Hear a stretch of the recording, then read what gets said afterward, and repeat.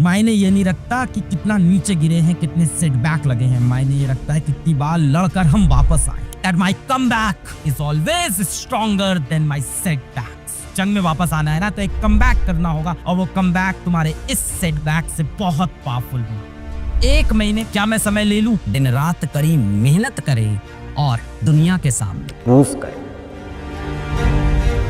Failure ही failure सा लग रहा है और निराशा सी हो गई, उम्मीद भी छूट गई है। क्या मैं जीवन में कभी ये निकाल भी पाऊंगा? कहीं मैं वो कमजोर बच्चा तो नहीं हूँ जिसका सिलेक्शन हो ही नहीं सकता था? भीड़ में लगा हुआ था, सोच रहा था निकाल लूंगा। मुझ में ही कमी है, कमजोर हूँ मैं तो दुनिया का बहुत बड़ा फेलियर, क्या ही सक्सेसफुल होगा। मैं एक शॉकिंग फैक्ट आपको बताने जा रहा हूँ कि इस दुनिया के जो सबसे ज्यादा महा सक्सेसफुल लोग हैं वो अपनी जिंदगी के सबसे बड़े महा फेलियर थे। एक बच्चा था जो 4 साल की उम्र तक कुछ बोल नहीं पाता था। नॉर्मली बच्चे 1.5-2 साल की उम्र में बोलना स्टार्ट कर देते हैं, वो 4 साल तक कुछ बोल ही नहीं पाता था। क्लास 10th में उसने अपना स्कूल ड्रॉप आउट कर दिया, यानी क्लास 10 के पेपर ही नहीं दिए, छोड़ दिया हाई स्कूल।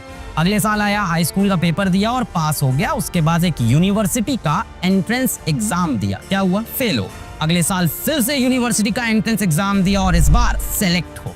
तो सर इसमें बड़ी बात क्या? सेकंड अटेम्प्ट में सेलेक्ट हो गया, ड्रॉपर। बड़ी बात यह है कि वो इंसान महानतम साइंटिस्ट एल्बर्ट आइंस्टीन थे, जिन्होंने नोबेल प्राइज प्राप्त की फिजिक्स के अंदर। एक और इंसान था इसी तरह से, बहुत ही गरीब फैमिली से, और इस गरीबी में क्या होता है, माँ बाप को गुस्सा आ जाता है, तो बचपन में उनके पापा उनको मारा पीटा भी करते थे। गरीबी से तंग आके वो एम्बुलेंस के ड्राइवर बन गए, ड्राइवरी की नौकरी कर ली उन्होंने, और वहां से कुछ पैसा जुटाया और जुटा के एक बिजनेस स्टार्ट। और क्या हुआ? महा फेलियर हुआ बिजनेस, हार गए। फिर अटेम्प्ट मारा, फिर अटेम्प्ट मारा, और उन्होंने बनाया मिकी माउस। ये है वॉल्ट डिज्नी। तो इस दुनिया के जो सबसे बड़े फेलियर है ना, वही इस दुनिया के सबसे बड़े सक्सेसफुल लोग हैं। एक बार किसी चीज को करने की ठान लो तो ठान लो, और ये इंश्योर करो कि उसमें फेल ना, कि उसमें गिरे ना। पर क्या करें साहब, यही तो जिंदगी है, यही तो जीवन है। हार तो मिलती ही में, हमें भी मिली, हम सबको मिली। मायने ये नहीं रखता कि कितना नीचे गिरे हैं, कितने सेटबैक लगे हैं। मायने ये रखता है कितनी बार लड़कर हम वापस आए, कितनी बार हमने कमबैक किया।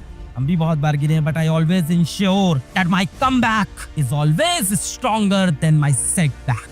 और ये तुम्हें इंश्योर करना होगा। जंग में वापस आना है ना तो एक कमबैक करना होगा, और वो कमबैक तुम्हारे इस सेटबैक से बहुत स्ट्रॉन्ग और बहुत पावरफुल होना। अब ये कैसे होगा कमबैक सर? 1 महीने बचा है, जो मैंने ये जो निकम्मापन किया है ना, ये जो लापरवाहियां की है ना, जो समय बर्बाद किया है, ये ओवरकम नहीं होने वाला। समय चाहिए इसके लिए सर। 1 महीने क्या मैं समय ले लूं? मुझसे मत पूछो, खुद से ये सवाल पूछो। अपने माँ बाप की शक्ल देख के आओ। अगर तुम्हें लगता है कि तुम उनके लिए जुनून से पढ़ोगे, मक्कारी नहीं करोगे, सिलेक्शन निकालोगे, उनका नाम रोशन करोगे, पापा के चरण छुओगे, पापा रो देंगे, तुम्हें वो सीन अगर इमेजिन होता है, और सर 1 महीने और मक्कारी करनी है कि समय बिताएंगे, दोस्तों के साथ घूमेंगे, तो मेरे कहने या किसी के कहने से कोई फर्क नहीं पड़ता। जब वो कोयले से जली हुई राहों पे तुम तपते हुए उस राह पे जब चलोगे ना, उस कोयले से चली राह पे पैरों में जब छाले पड़ेंगे ना, तब होता है सिलेक्शन। मक्कारी जो की है इससे तो कभी नहीं मिलता। तुम सीरियस हो तभी कूदना इस बार। वो मक्कारी का मुखौटा पहन के मत आना, वो मत करना है। तुम्हारे माँ बाप के पैसे इंपॉर्टेंट है, तुम्हारा समय इंपॉर्टेंट। अब जो सबसे बड़ी प्रॉब्लम है और जो सच्चाई है वो मेरे को पता है और तुम्हें खुद को पता है। सवाल देख के हालत खराब हो जा रही है, क्योंकि अपनी बेसिक ही कमजोर है। जो हम लोग की असलियत होती है ना, वो हमें खुद ही पता होती है। हर बच्चे की औकात है सिलेक्ट होने की, अगर उसको सही गाइडेंस मिले और वो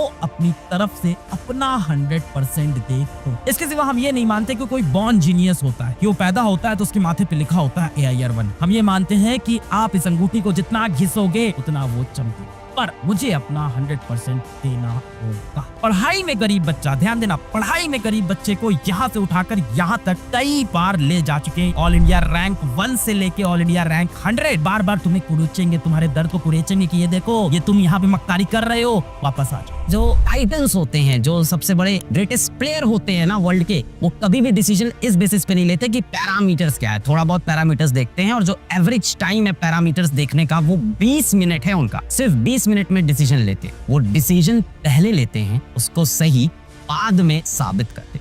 तो पहले डिसाइड करेंगे, उसके बाद अंगारों पे नंगे पैर चलेंगे, दिन रात कड़ी मेहनत करेंगे, और अपने डिसीजन को दुनिया के सामने, अपने दिल के सामने, आईने के सामने सही प्रूफ करेंगे।